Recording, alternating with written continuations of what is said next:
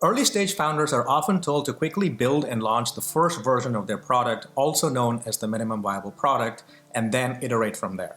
In this video, I'm going to explain why this approach no longer works and what to do instead. Hi there, if you're new to this channel, my name is Ash Moria. I'm an entrepreneur and author and the creator of the one-page business modeling tool, Lean Canvas. On this channel, I share systematic strategies and techniques for starting and growing a business. So let's get into it. Why not start with an MVP?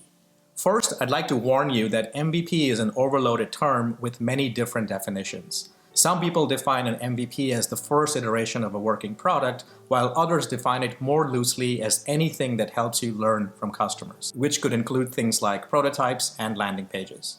I subscribe to the more strict MVP as the first iteration of a working product definition, which is what I'm going to use in this video. But as you'll see shortly, my advice for not starting with an MVP applies equally just the same to all these other definitions. The premise behind starting with an MVP is to avoid wasting precious months or years building a perfect product at the risk of building a much larger product that nobody wants. The logic goes something like this. Rush to build and launch something quickly and then use customer feedback to iterate and refine from there. So what's wrong with this approach? This approach used to work at a time when barriers to entry were higher and customers had fewer product choices. Going back a decade, you could afford to give customers a half-baked alpha or beta and then iterate with them to create something better. But this no longer works. It no longer works because the cost of building new products is at an all-time low, which means that customers today have many more product choices competing for the same job. When they encounter a half-baked MVP that doesn't immediately deliver value, they don't turn into early adopters or beta customers. They ghost you and switch to another product entirely. Without direct customer feedback, you're left guessing at how to fix your MVP. You try one feature after another in search of the mythical killer feature, which after a while feels like throwing spaghetti on the wall to see what sticks. Now sure, if you throw enough spaghetti on the wall, you can sometimes get lucky, and you've probably heard of stories like Groupon that brute forced their way to an idea that worked. But for every one of these stories, there are far more startups that simply ran out of resources. So is there a better way? Top reason why products fail is building something nobody wants. More specifically, building a product that doesn't solve a big enough customer problem.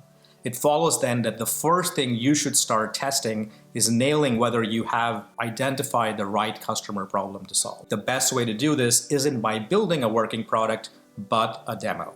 Think demo, sell, build versus build, demo, sell. Here's how it works. Most people start with building a product first, then demo it to make a sale.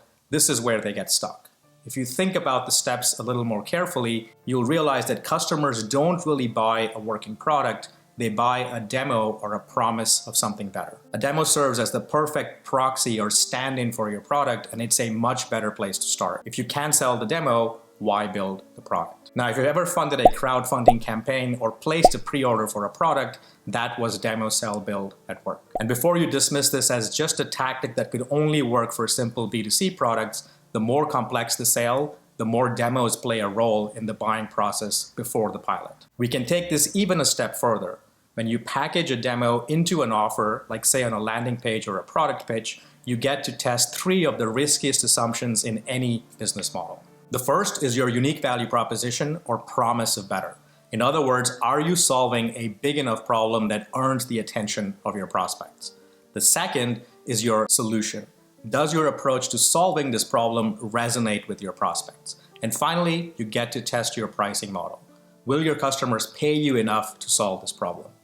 Now, while starting with the demo is much cheaper and faster than an MVP, like first MVPs, most first demos also typically fall flat because you're often still guessing at what you think customers want. You only get a few chances to pitch customers before they get impatient and move on, and if you're delivering your offer on a landing page, it's easy to fall into the offer trap. This is where you rely on analytics and metrics to tell you what's going on, but metrics can often only tell you what you already know, that no one is buying, but they don't tell you why.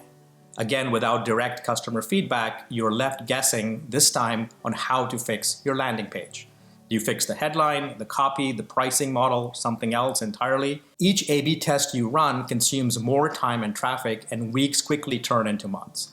This is also not the most optimal way to get to something that works.